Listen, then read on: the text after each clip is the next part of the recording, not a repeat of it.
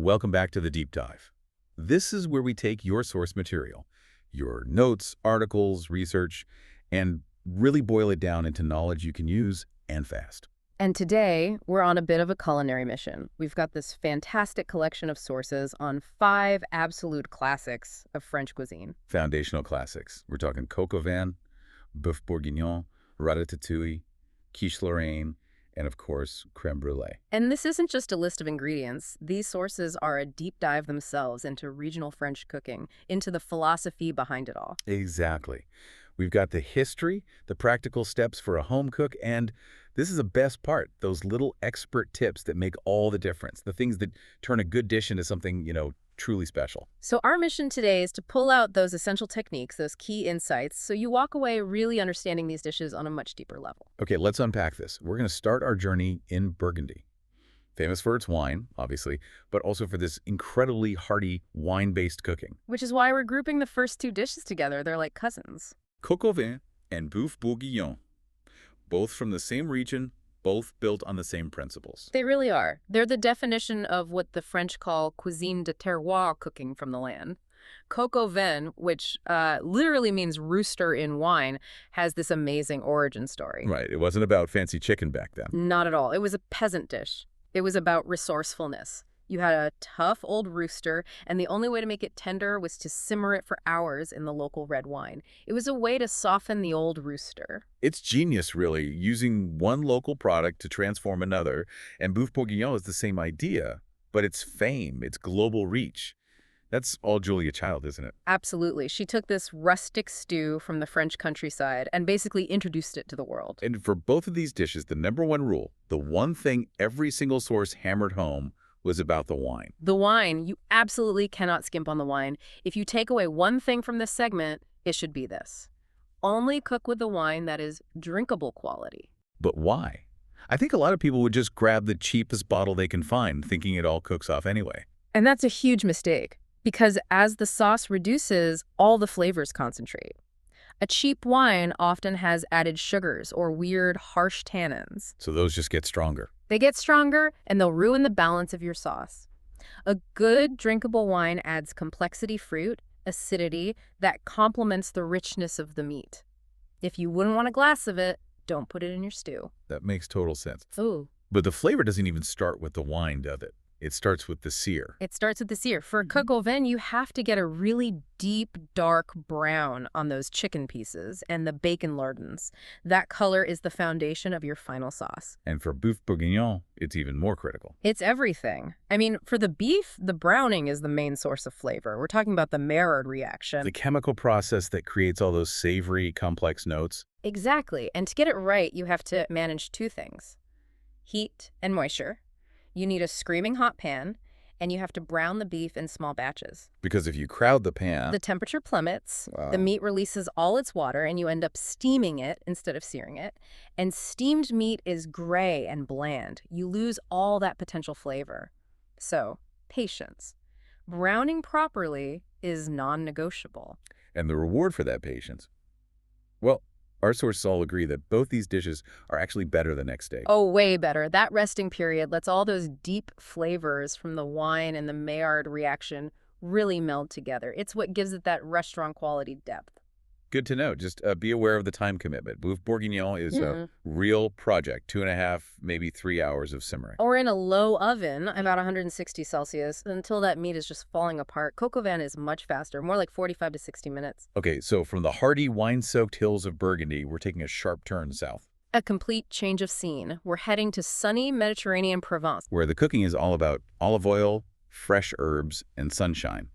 We are talking about ratatouille. Ratatouille is basically summer in a bowl. It's another classic village dish, but instead of tough meat, it's built on the summer vegetable harvest eggplant, zucchini, peppers, tomatoes. And it's so versatile. It can be a main course, a side dish, and it's often served lukewarm or at room temperature, which I think surprises a lot of people. It does. Now, the prep has a few key steps. With the eggplant, you have to cube it, salt it for about 20 minutes, and then rinse and dry it. Why is that step so important? It draws out the excess water.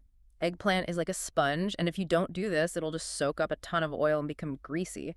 This step helps it cook up silky instead of oily. Okay, but that's just the prep. Here's where it gets really interesting.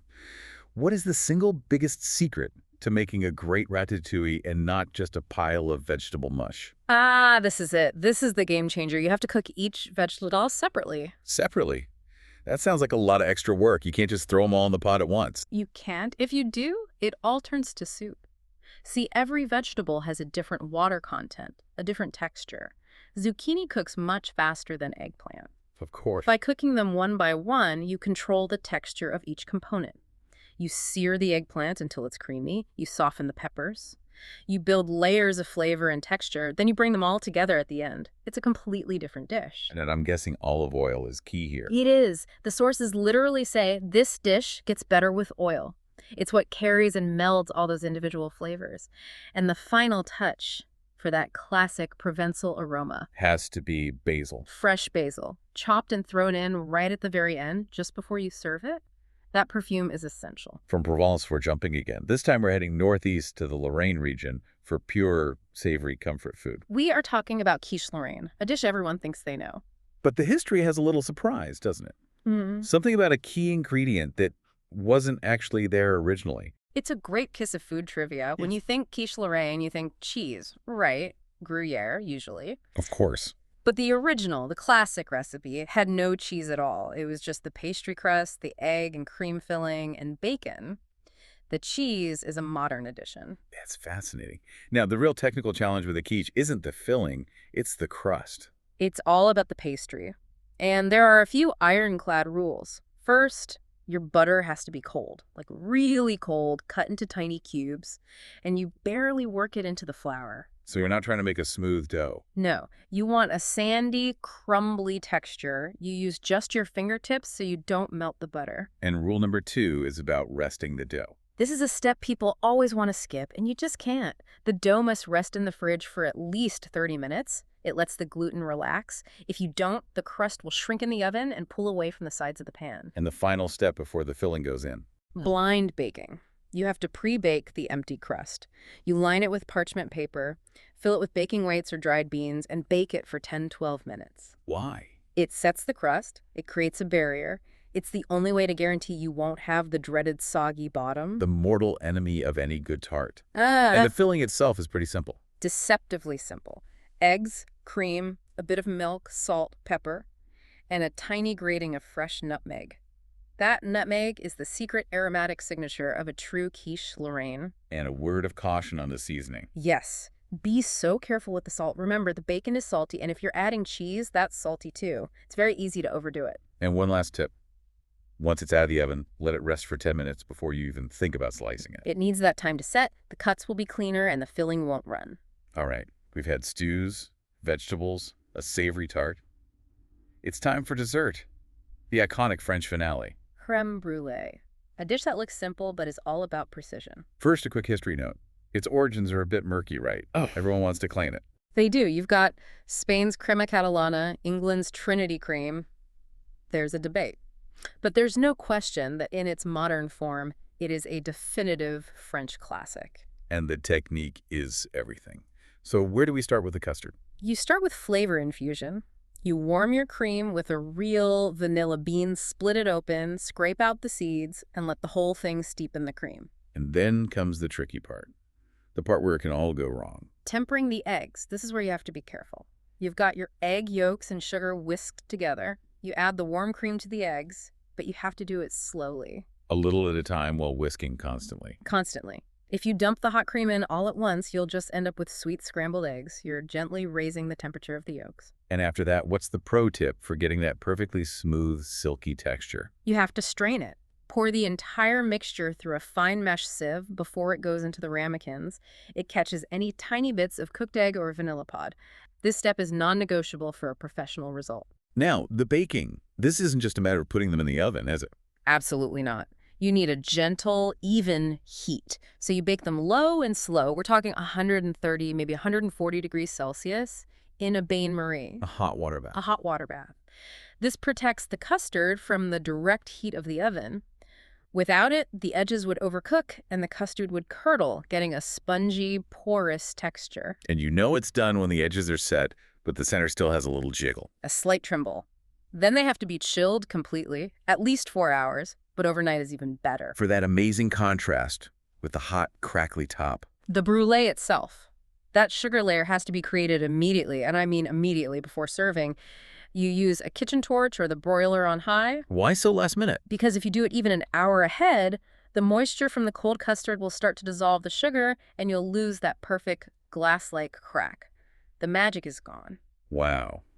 Okay, so in a very short time, we have covered a huge amount of ground here. We really have. From the deep, savory flavors built by the Maillard reaction in those burgundy stews. To the importance of cooking vegetables separately to maintain texture and integrity in a Provençal ratatouille. Then we hit the precise temperature control needed for that perfect flaky pastry in quiche Lorraine.